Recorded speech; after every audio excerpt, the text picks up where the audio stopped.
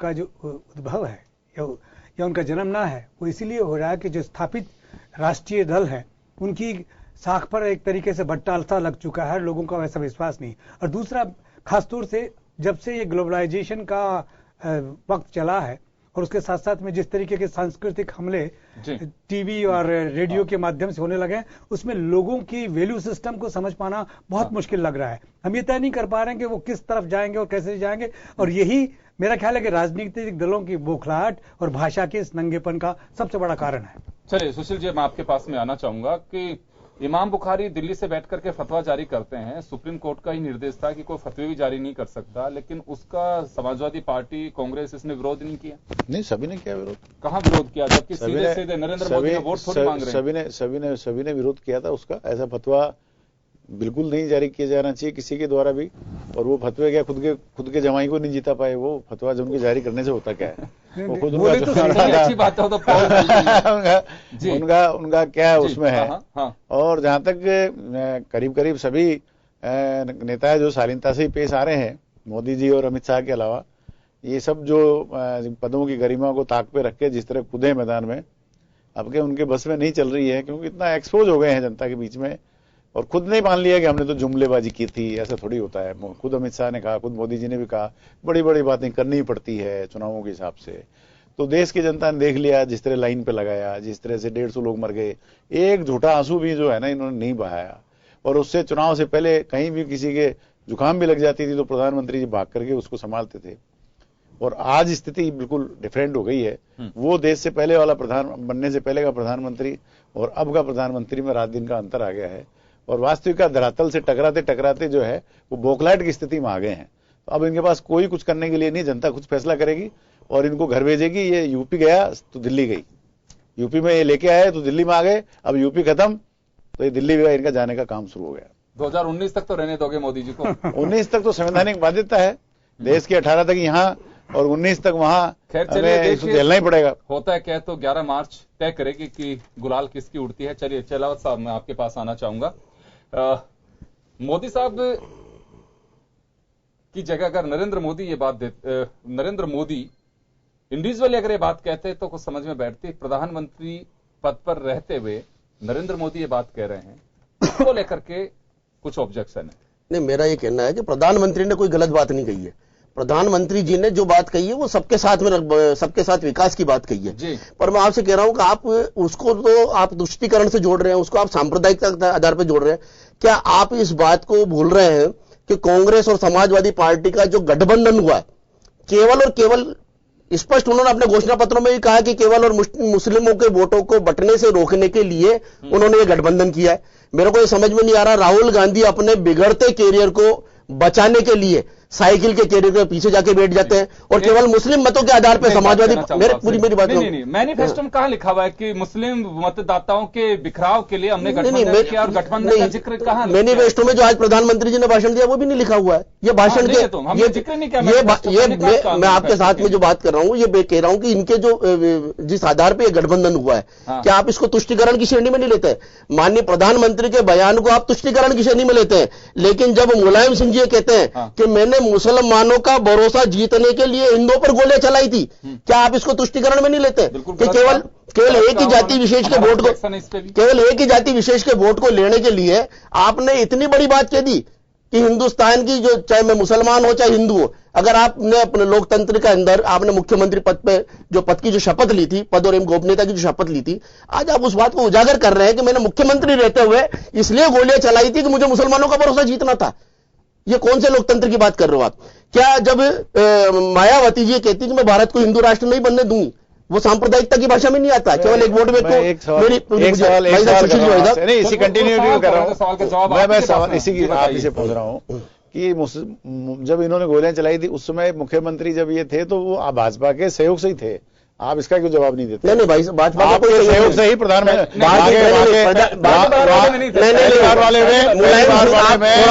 मुलायम सिंह जी, शर्मा जी थोड़ा सा मुलायम सिंह जी बने थे जब आपकी पार्टी का समर्थन था। नहीं, हमारा कोई समर्थन नहीं था। बाद में आप अलग हुए हो। हमारा समर्थन नहीं था। आपको जानकारी यादव के साथ इनका रहा, लेकिन जिस वक्त फायरिंग हुई थी उस वक्त आपको एक जानकारी दे दें कि जब अडवाणी जी की, जब अडवाणी शर्मा जी भाई साहब सीनियर लीडर है, मैं आपको जानकारी दूं, शोभा नहीं देता, पर मैं आपको बता रहा हूं कि माननीय अडवाणी जी की जब रथ यात्रा बिहार के अंदर रोकी गई थी, उसी समय हमने वीपी सिंह की सरकार से और सभी पार्टी से हमने समर्थन वापस ले लिया था। और राजस्थान में विभाजन हुआ था, यहां पे 12-13 विधायक अलग हुए थे दिग्विजय सिंह जी के नेतृत्व में। तो मेरा यह कहना है, उस समय मुलायम सिंह यादव के साथ हमारा कोई समझौता नहीं था। मुलायम सिंह जी ने तो कार सेवकों के ऊपर खुली गोलियां चलाई थी। क्या उसको आप तुष्टीकरण की नीति में नहीं लेते? जब अखिलेश यादव ये बात कहते हैं कि मैं कभी भी राम मंदिर नहीं बनने दूंगा, क्या आप इसको तुष्टीकरण की नीति में नहीं लेते हैं? क्या एक मुस्लिम समाज से सहमत नहीं है? ये केवल मुस्लिम समाज का वोट पाने नहीं के, इससे कभी सहमत नहीं। आपके बयानों से मैं आपको बताता हूँ, हर बात के लिए आपका सहमत होना जरूरी थोड़ी है, लेकिन जो उन्होंने कहा है वो सत्य। आपकी तथ्यहीन जानकारी मेरे पास जो जानकारी है, बिल्कुल आप जो गुमराह कर रहे हो उससे मेरे पास नहीं है, न उसको सुनना चाहते हैं। मेरे पास बात करिए, मैं रिकॉर्ड साथ लेकर आया हूं। राज्य की जनता, मैं रिकॉर्ड साथ लेकर आया हूं। गुमराह मत करिए, गुमराह मत करिए। मैं रिकॉर्ड को साथ लेकर आया हूं।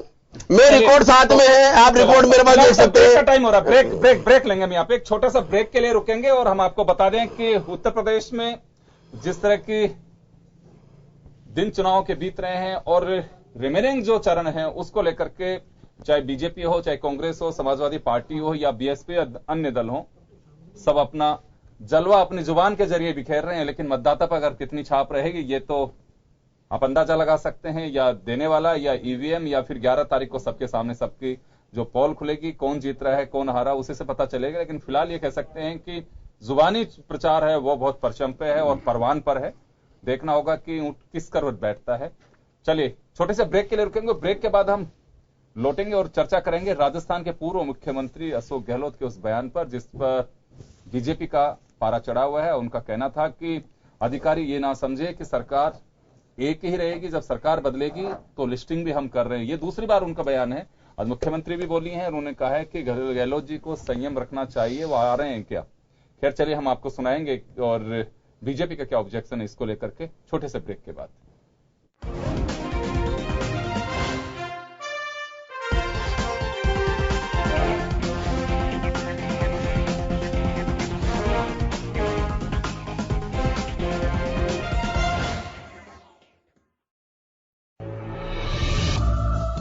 ये पूरी पृथ्वी है गोल, समेटे है अपने अंदर खजाना अनमोल। देखिए प्रकृति के इन्हीं विचित्र, अद्भुत और अनोखी चीजों की जानकारी से भरपूर हमारा प्रोग्राम। देखिए जनसुरभि और हमारी विरासत, शनिवार और रविवार दोपहर 12:30 बजे सिर्फ जन टीवी पर। ऐसा गजब न कीजिएगा जी, ऐसा गजब न कीजिए। हम हथियार से डरते नहीं है, ना हम पाकिस्तान की पहली लड़ाइयों से डरे। तू कर मेरे मन को किया तूने क्या इशारा। From our struggle for freedom and from the teaching of Mahatma Gandhi.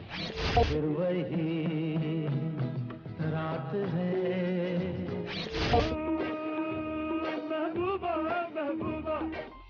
डालते हैं कुछ ऐसी ही यादगार जीवनियों पर नजर। देखिए यादों का सफर सिर्फ जन टीवी पर।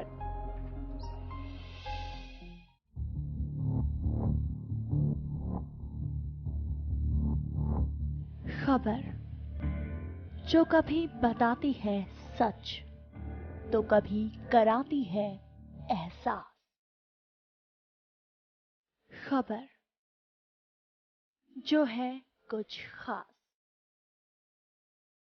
खबर ही तो है जो कभी बनती है राजनीति से तो कभी व्यापार से, कभी आती है खेल से तो कभी मनोरंजन से, कभी खुशी से तो कभी गम से।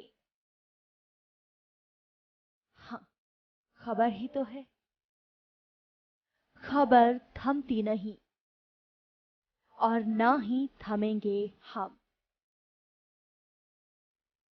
क्योंकि हम हैं जन टीवी, जन जन की आवाज।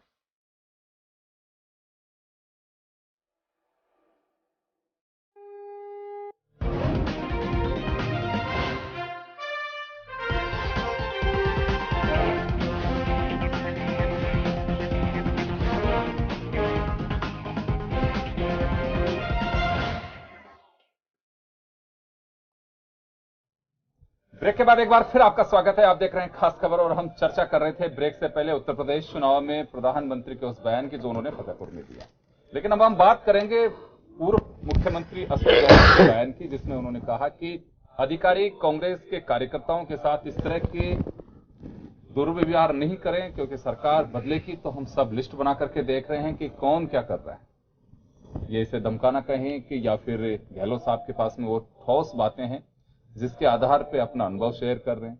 फिर चलिए हम आपको खुद ही सुनाते हैं कि वो क्या कर रहे हैं और जवाब वसुंधरा जी क्या दे रही है।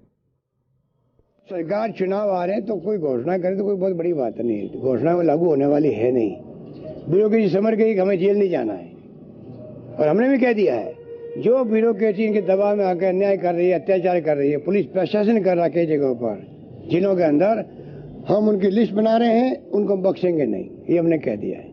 और जो ईमानदारी से काम करेंगे, निष्पक्ष होकर काम करेंगे, उनको कोई सरकार की चिंता करने की जरूरत नहीं, उनका बचाव हम लोग करेंगे। गहलोत साहब ने अधिकारियों को लेकर बयान दिया है कि मैं लिस्ट बना रहा हूँ, कौन अधिकारी कैसे काम करते हैं, मेरी सरकार आती है तो कर रहा हूँ। देखिए, मैंने पहले भी कहा था कि मैं समझती हूँ कि जरा जल्दी कर रहे हैं।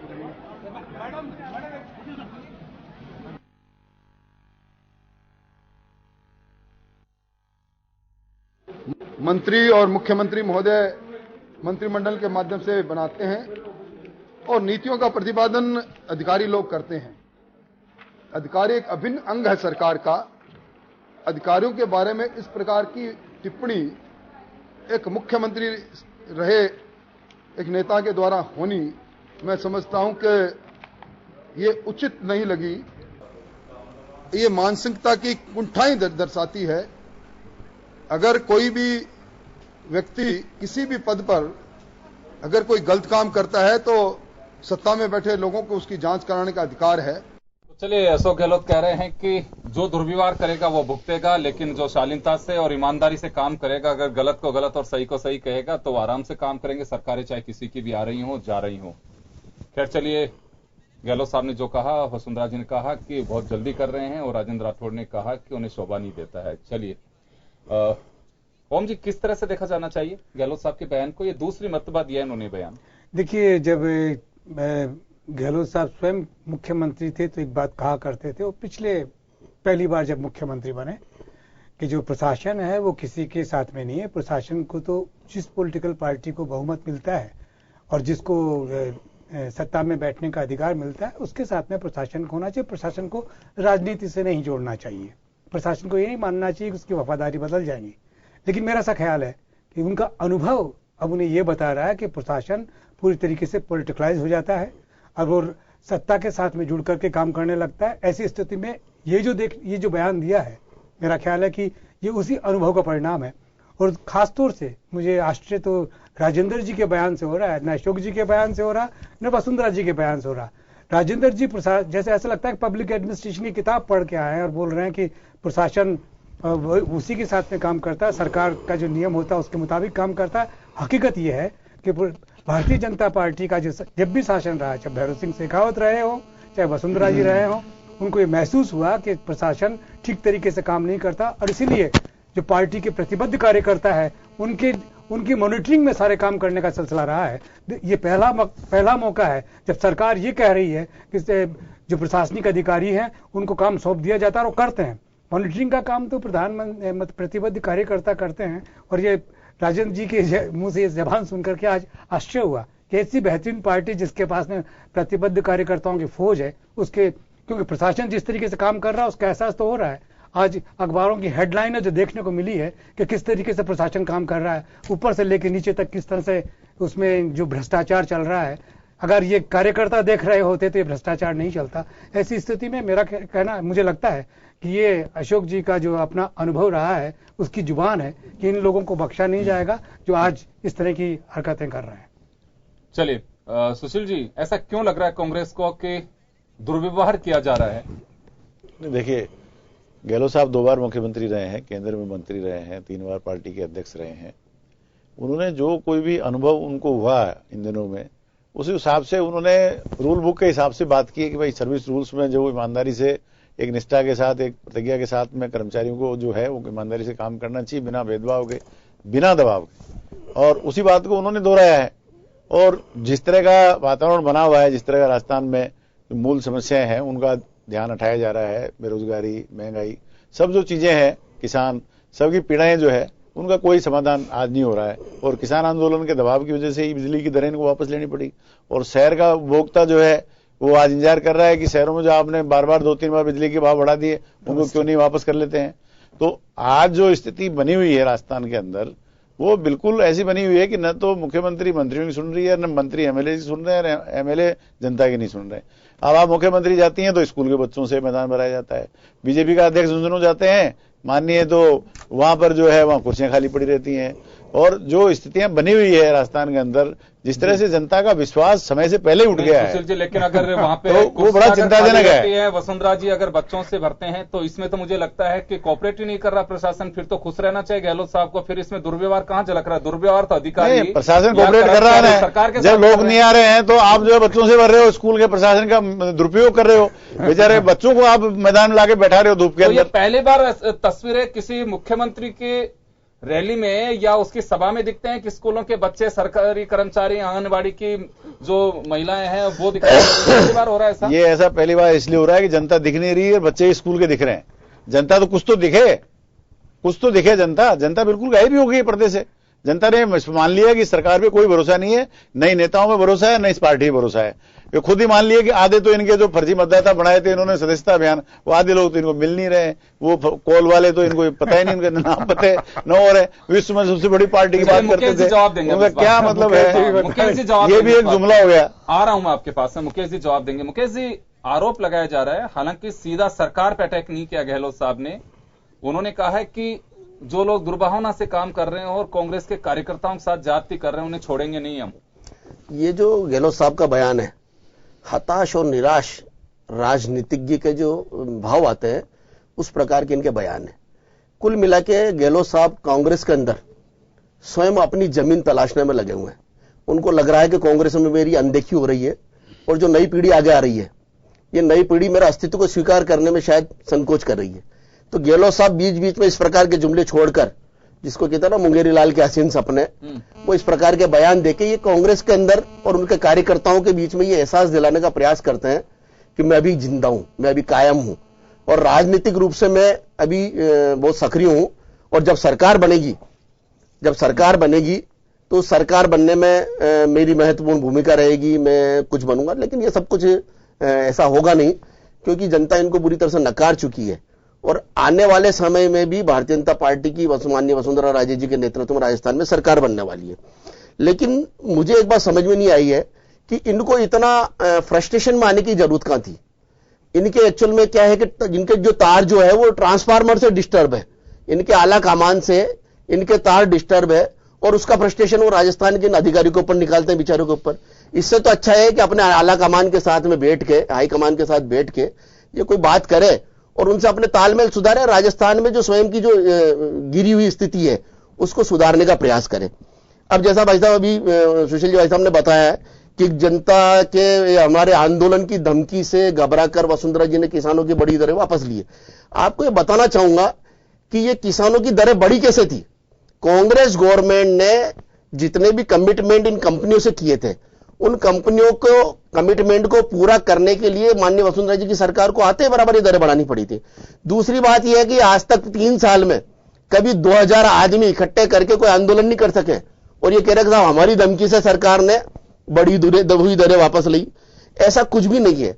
ये सीधा सीधा माननीय गहलोत जी जो है उनका फ्रस्ट्रेशन है, और इस फ्रस्ट्रेशन का ही परिणाम है कि वो ऐसा उलूल जुलूल, जब वो सीनियर लीडर है, 2 बार राजस्थान के मुख्यमंत्री रहे, और कांग्रेस की संस्कृति में इनको एक अच्छा दर्जा था, लेकिन वो जो दर्जा इनके हाथों से चला गया है, वो जो इनकी भूमिका थी उस भूमिका में इनको एक मिनट हाँ जी, अभी फ्रस्ट्रेशन का क्या लगता है? कोई चुनाव अभी तो वक्त है? नहीं, चुनाव तो नहीं है, समय पड़ा हुआ है, 1.5 वर्ष का समय तो है, लेकिन कांग्रेस के अंदर जाजम बिछना चालू हो गई है जी।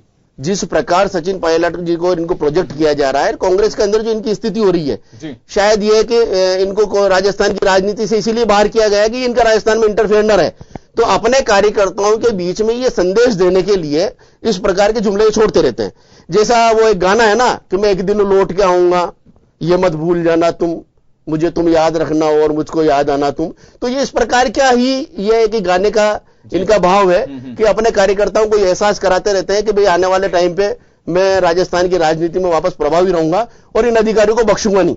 तो पर उसके साथ में आपको एक बात और बताना चाहूंगा कि भारतीय जनता पार्टी की सरकार ने कभी अधिकारियों के साथ ऐसा व्यवहार नहीं किया। श्रीमती पांडे जी इनके सीएम सेक्रेटरी रहे, उनको माननीय वसुंधरा जी ने रिटायरमेंट के बाद भी तीनों बिजली कंपनियों का चेयरमैन बना के सम्मान के साथ बैठाया। ललित के पवार जी, ललित के पांडे और आरजी गुप्ता में तो बहुत भारी क्वालिटी है, वो तो दोनों सरकारों में फिट है। वो नहीं, हमने उनके साथ में हमने उनको ये नहीं कहा, धमकी नहीं दी, हमने ये नहीं कहा कि गहलोत जी की सरकार में आप उनके सीएम सेक्रेटरी थे। ललित के पवार उनको हमने आरपीएससी का चेयरमैन बनाया और उसके लिए उन्होंने कोई सीमा भी नहीं रखी है, जबकि वो गहलोत साहब की सरकार में उनके सीएम सेक्रेटरी रह चुके हैं। तो ऐसा नहीं है, माननीय वसुंधरा जी ने अधिकारियों को कभी भी इस प्रकार का धमका कर या कभी प्रकार भेदभाव की उन्होंने व्यवहार करके अधिकारियों को निरुत्साहित करने का प्रयास नहीं किया, उनको अरेस्ट करने की कोशिश नहीं की। आ रहा हूं आपके पास में ओम जी, पिछले कुछ दिनों, पिछले विधानसभा सत्र के दौरान ही, मैं नाम नहीं खोलना चाहूंगा, मुकेश जी बहुत अच्छे से जानते हैं, इनको अंदर की बातों का भी मालूम है, इनके 100 से अधिक विधायक इस बात पे आपत्ति दर्ज करा चुके थे कि अब ये महसूस ही नहीं हो रहा हमारे को कि सरकार हमारी बदल भी गई है, ना हमारे अधिकारी बदले हैं, और वो उसी तरह से रिएक्ट कर रहे हैं जैसे गवर्नमेंट कांग्रेस की हो। अगर कुछ दिन पहले तक अगर बीजेपी के एमएलए बात कहते हो, और गहलोत साहब को एहसास कैसे हो रहा है गया, तो गहलोत साहब एक्सपीरियंस के साथ में पर्टिकुलर किसी को कोट किया है? क्योंकि बीजेपी में भी सरकार होने के बावजूद अभी एमएलए हैं, उनकी पीड़ा यह है कि हमारे कहने से अधिकारी नहीं बदले गए हैं, अच्छे काम हो रहे हैं जी, और विधायक खुश है। गहलोत साहब को ये एहसास हो रहा है कि कांग्रेस के कार्यकर्ताओं से माननीय वसुंधरा जी के नेतृत्व में सबकी आस्था है, सब सारे विधायक खुश है। बीजेपी के लोग भी नाराज हैं और गहलोत साहब भी, हमारे कोई लोग नाराज नहीं है। नहीं, आहूजा जी बैठे हुए हैं शायद, एक दो उनका फ्रस्ट्रेशन दूसरे कारण से, घनश्याम जी बैठे, और फ्रस्ट्रेशन कहेंगे आप ना, मुझे आश्चर्य इस बात का हो रहा है, नाराजगी कह दीजिए, फ्रस्ट्रेशन नाराजगी को दूसरे कारण से, किसी में तो आप थोड़ा सा अंतर करिए।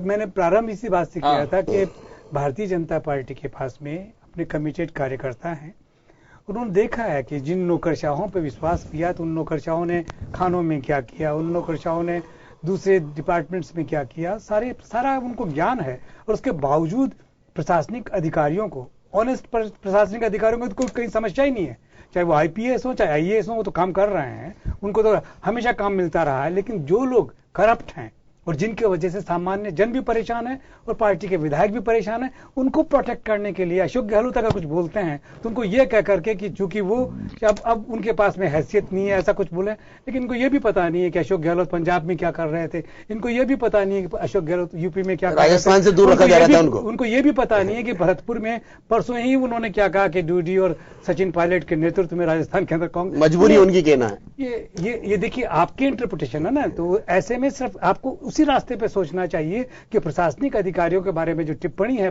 पूर्व मुख्यमंत्री की, वो अर्थपूर्ण है और अपने शासन को सुशासन बनाने के लिए उनको धन्यवाद देना चाहिए, बजाय इसके कि उनको प्रताड़ित कर रहे हैं, उनको बता रहे हैं कि उनकी हैसियत खत्म हो रही है, ये तो कोई अर्थ नहीं है।